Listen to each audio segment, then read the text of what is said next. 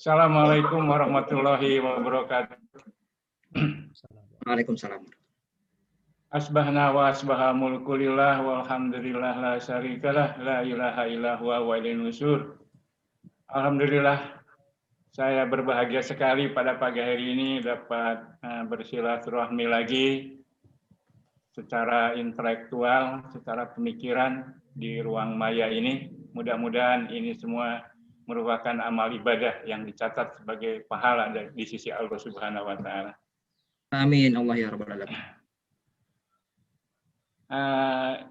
Dalam kaitan dengan topik diskusi kita pada pagi ini, yaitu tentang kekuasaan dan perubahan sosial, kalau saya lihat dari perspektif linguistik, ya, terutama linguistik forensik, kekuasaan adalah sesuatu yang niscaya, ya, artinya yang melekat dalam setiap penggunaan bahasa, dan itu berimplikasi pada posisi, pada relasi kuasa.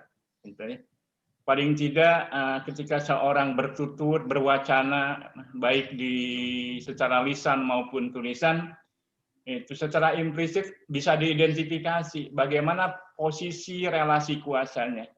Apakah dominan determinan misalnya, apakah dominan atau sebaliknya, ya, determinan dan dominan. Jadi ini masalah kesetaraan. Jadi itu sesuatu yang sangat sunatullah, ya. Sesuatu yang melekat pada setiap peristiwa penggunaan bahasa, dan semuanya itu ditentukan oleh konteks, ya. Siapa yang menuturkannya, kepada siapa, di mana, kapan, dan apa tujuannya. Ya. Nah, itu saya pikir sementara, ya, gambaran tentang bagaimana kajian linguistik berbicara tentang kekuasaan dan perubahan sosial.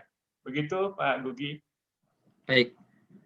Menurut Prof sendiri, bagaimana intelektual Muslim atau cendekiawan Muslim memandang kekuasaan dan perubahan sosial, ya, dalam konteks linguistik ini?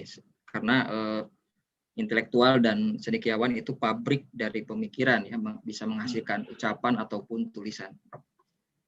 Baiklah, saya coba akan melihatnya secara induktif, ya.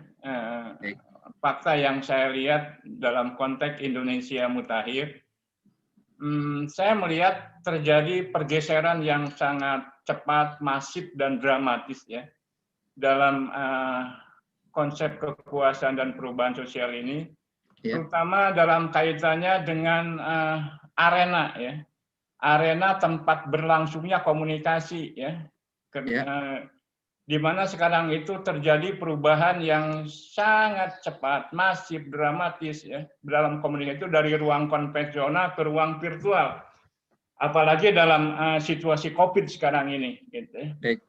Nah, beberapa penelitian menunjukkan bahwa ada berita gembira sebetulnya, ya, di ruang konvensional, gitu, ya, pihak yang kuat biasanya diidentifikasi sebagai penguasa atau pengusaha, itu cenderung memonopoli, menghegemoni, ya, mendominasi wacana. Jadi pemaknaan terhadap sebuah fenomena cenderung dimonopoli, didominasi oleh pihak yang berkuasa, itu di ruang konvensional. Ketika masuk ke ruang virtual, ternyata terjadi pergeseran, ya. Itu pergeseran yang sangat signifikan, yaitu, ya. Jadi pihak yang kuat, pengusaha dengan publik, itu lebih setara, dominan dan dominan, gitu, ya. Karena ruang virtual memberikan semacam karakteristik yang memungkinkan terjadinya kesetaraan komunikasi. Bahkan dalam beberapa kasus, ya, itu jadi berbanding terbalik, ya. Pihak penguasa cenderung determinan, ya. Karena demikian dominannya, demikian masifnya, ya, gitu. Proses komunikasi yang dilancarkan oleh publik ini, ya. Karena ada salah satu karakteristik yang sangat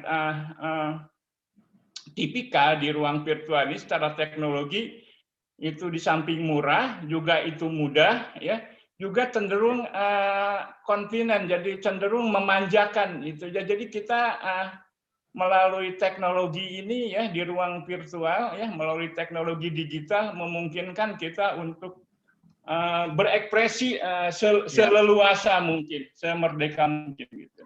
walaupun dengan tentunya ada batas-batas tertentu gitu ya. Sehingga dalam konteks Indonesia ya, saya melihat di ruang virtual ya, dominasi dan hegemoni wacana oleh rejim tampak kian cair ya, dan oleng ya, bahkan dalam beberapa kasus nyaris tenggelam.